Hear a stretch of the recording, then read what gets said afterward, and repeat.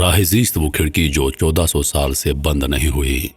اگر آپ مواجہہ شریف رسول اللہ صلی اللہ علیہ وآلہ وسلم کو سلام کرنے کے لیے کھڑے ہوں اور اپنے پیچھے نظر ڈالیں تو آپ کو ایک بڑی کھڑکی نظر آئے گی۔ یہ کھڑکی 1400 سال سے بند نہیں ہوئی کیونکہ ایک عظیم صحابی نے اپنی بیٹی سے وعدہ کر رکھا ہے کہ یہ کھڑکی ہمیشہ کھلی رہے گی، اور یہ آج بھی کھلی ہے۔ یہ اب تک کا سب سے بڑا اور طویل وعدہ ہے۔ سن 17 ہجری میں اسلامی فتوحات کے نتیجے میں مسلمانوں کی کثیر تعداد کی وجہ سے خلیفہ دوم سیدنا عمر بن خطاب رضی اللہ تعالی عنہ نے مسجد نبوی کی توسیع کا حکم دیا، لیکن حضرت عمر بن خطاب رضی اللہ عنہ کو ایک بڑی مشکل درپیش تھی۔ وہ یہ کہ ام المومنین سیدہ حفصہ بنت عمر رضی اللہ تعالی عنہ کا حجرہ جنوبی جانب اس جگہ پر واقع تھا جہاں اب لوگ رسول اللہ کے لیے صلاۃ و سلام کے لیے کھڑے ہوتے ہیں۔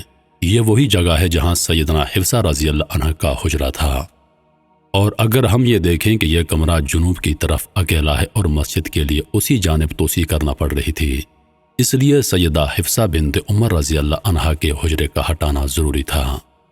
لیکن سوال یہ تھا کہ سیدہ حفصہ رضی اللہ عنہ کو اس حجرے کے خالی کرنے پر کیسے آمادہ کیا جائے جس میں ان کے شوہر صلی اللہ علیہ وآلہ وسلم سویا کرتے تھے۔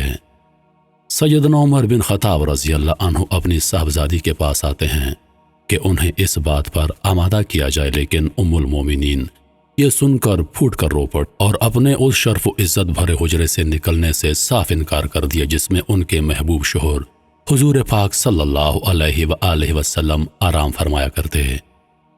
چنانچہ عمر بن خطاب رضی اللہ تعالی عنہ واپس لوٹ آئے اور 2 دن بعد دوبارہ یہی کوشش کی، لیکن معاملہ جوں کا توں تھا۔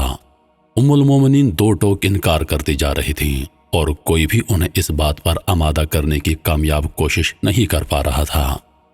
اب دیگر اصحاب رسول بھی ام المومنین کو راضی کرنے کے لیے کوشاں ہوئے، لیکن ام المومنین نے مختلف طریقوں سے انکار کر دیا، کیونکہ وہ ایک شرف و عزت والے حجرے میں رہ رہی تھیں جہاں فقط ایک دیوار کے پار ان کے محبوب شوہر کی قبر مبارک تھی۔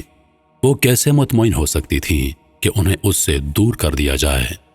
اب کے بار سیدہ عائشہ رضی اللہ عنہا اور بڑی عمر کی اور خواتین نے مداخلت کی، لیکن سیدہ حفصہ نے ایک بڑی شرط کے علاوہ اپنا فیصلہ ترک کرنے سے انکار کر دیا۔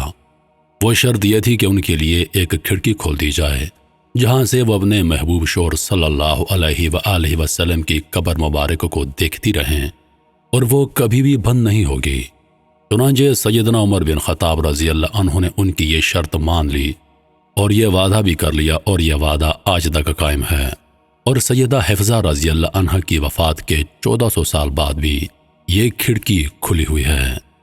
اس کھڑکی کے متعدد نام خوخہ حفصہ اور خوخہ عمر ہیں، جنہیں امام سیوطی اور ابن کثیر نے ذکر کیا ہے۔